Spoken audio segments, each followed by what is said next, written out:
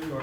All right, first off, thank you guys for being here. Obviously thrilled to have our local media. You guys making the trek down to Tampa means everything to us, and for us to be able to talk about our program, and not only today with you guys, the local reporters, and those that cover our great program, but then also tomorrow on the national level. Excited to be here at Media Days and to get ready for the 2026 football season. The guys have been working hard off season. We'll talk more about that tomorrow, but here to answer your questions you guys got for me now.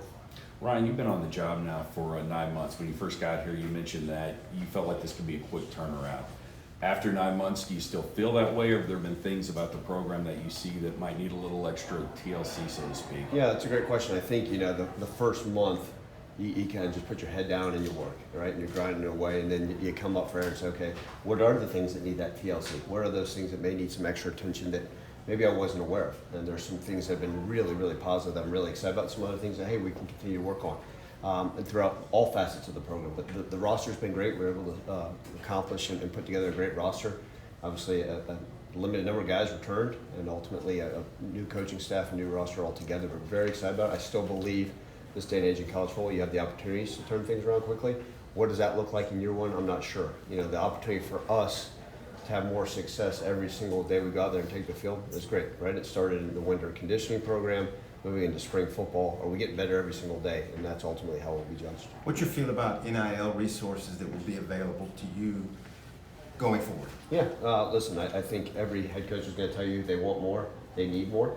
I'll say this, that everybody understands the importance of it, whether it's the administration, the donors, all those people that are involved have understood, and I've certainly I've leaned right into it myself. I'm hitting the ground running, fundraising, doing all those things is important.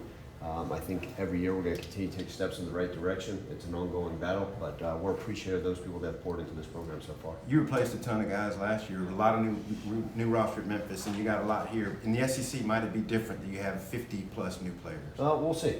Listen, ultimately, I've coached against SEC teams, and we did so at Memphis, even with constant roster turnover there, especially the last 3 years, and we had some success. So ultimately, I think we'll be just fine. A lot of these guys, there needed to be changes in the roster, and then the guys that wanted to stay that we felt were the best fit for what we're doing moving forward stayed and have done a great deal, and we're excited about that. But listen, I think part of it is how quick can you get the camaraderie built, and I think we've done an excellent job, and credit should go to those players for building that team bonding and being part of this thing and understanding how we do things and building our culture ultimately. After a 2-10 season last year, why should fans be excited about this year?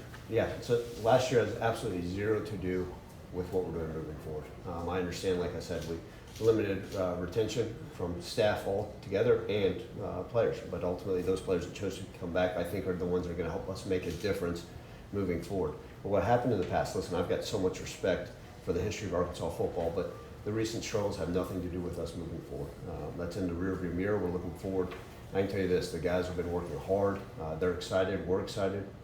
We don't worry about what's occurred, just all eyes moving forward. The guys got the blinders on, and we're very excited for the future of our program. So a lot of people will look back at what happened and predict your success this year, and there's probably a lot of people saying you're going to be 16th and stuff. You guys use that as motivation? Do you pay attention to it at all?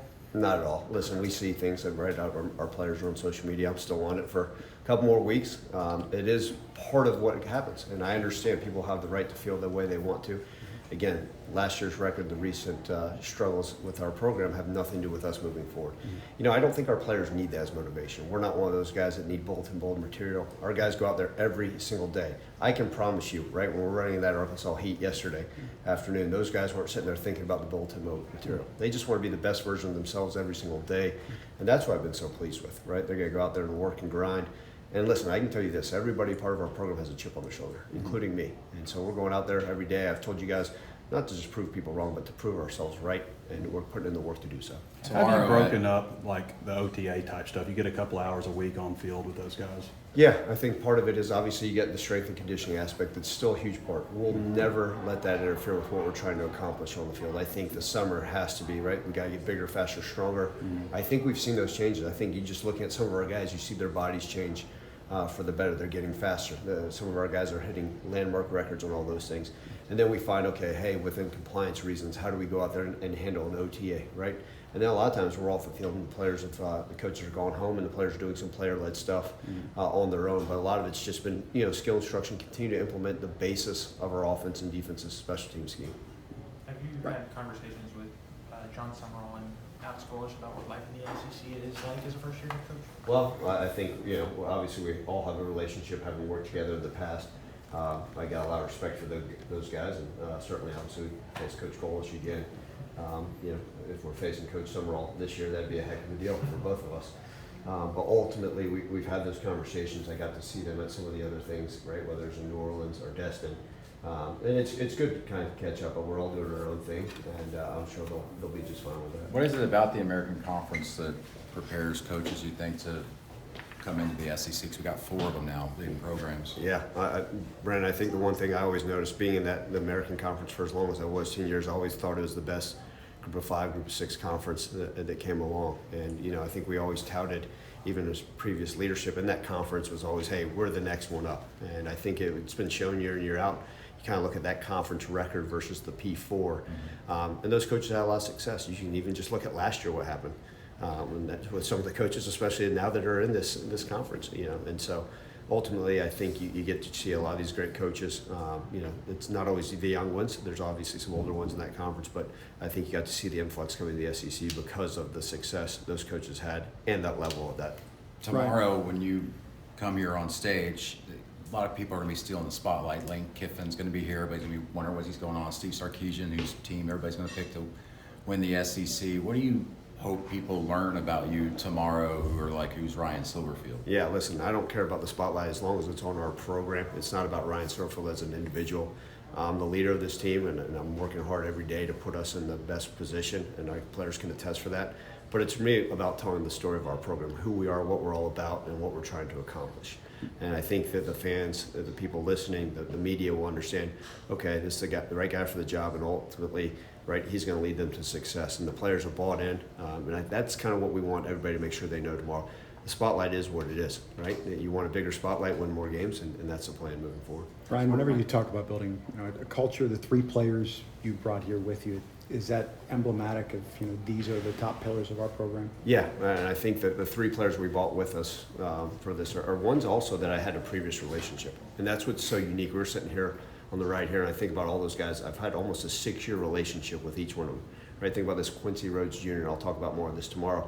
Right, the young man that I knew in high school, and we were his first offer at high school from Memphis. Obviously Sutton Smith, right, a running back that were committed to us out of high school, and we were talking about today, even when he called and FaceTimed me from the hotel in Memphis to commit, and how he stayed loyal throughout that time, even when schools came for him in high school recruitment. And then, a guy like Caden Gittler actually took an official visit to us out of high school to come visit us, ultimately chose UCF. And you think about what those guys are, the way they work, the way they go about their business. They're leaders of this team, but they also understand what we're all about. They're the ones that are building this culture, right? I'm there just driving the bus, and just been so pleased, not only with the way they work, but the way they go about leading day by day. Somewhat a follow-up to Tom's question, like with the NIL stuff. We've talked to you in the past. We know how much you love football. Are you bothered by how much fundraising is involved in being a college coach now? I think it's part of the job. I think any coach that sits there and complains, whatever that job entails, shame on them, right? I got the greatest job in the country. I'm head football coach at the University of Arkansas, and whatever's asked of me, right? If it's to go raise $100 million, if it's to go pick up trash, if it's to go and teach the safeties a backpedal, whatever is asked of me, I'm going to do. And sometimes it's more leaning towards fundraising, sometimes it's more coaching X's and O's, sometimes it's more relationship building with our players in the locker room. So whatever's asked of me, put a smile on my face and go to work. Ryan, you mentioned that this year doesn't have anything to do with last year, but for those guys that went through that 2-10 season, how difficult was it to get them to put that in the rearview mirror? Yeah, I think more than anything, it's the bad taste in their mouth, right? We talked about having a chip on their shoulder. They knew what occurred last year, right? And they understood the failures that occurred. And so they knew, hey, we've got to be different, right? We've got to probably work harder. We've got to have a bigger buy-in. We have to have a better culture, right? We've got to build better camaraderie. So if anything, the failures, just like any of us in our past, you learn from them. And they've learned from them. They said, we're not going to allow that to happen again, not on our watch. And that goes for every single person in our program, because we've all learned from our past experiences. Whether it's an 11-win season, a 2-win season, whatever that looks like, everybody's bought in, and that's what I'm so proud of.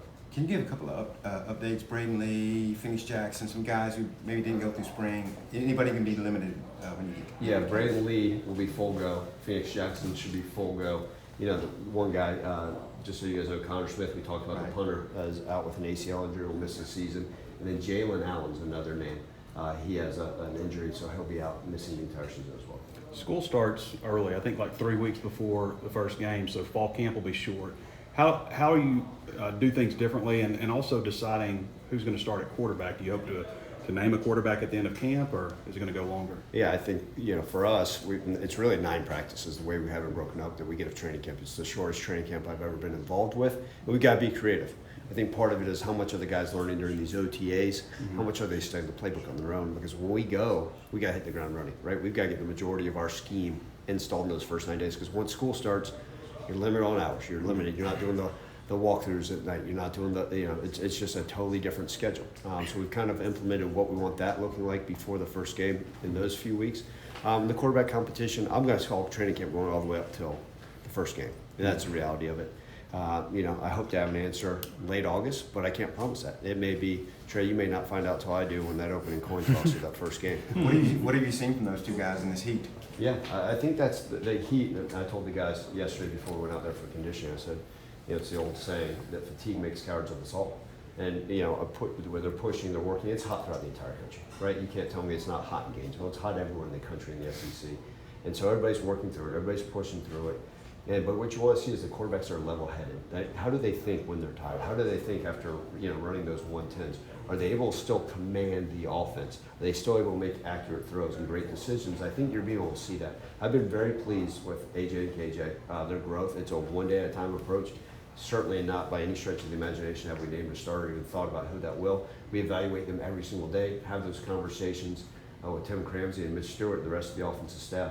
But when we decide who the right one is, that's great. But good news is they're both doing a really, really nice job. Ryan, what would you define as success in year one? Yeah, I think the biggest thing, and this is not coach speak, is can we go out there and get better every single day, right? We want to be the best in the country of the controllables, right? When fans watch the games, when the media watches, like, man, that team is playing with great effort, right? They're out there playing with great passion.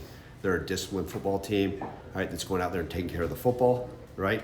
Playing as little penalties as we possibly can. That's part of being disciplined, and then going out there and ultimately, getting better every single week. I want to see a steady growth with us, and hopefully it's started since January.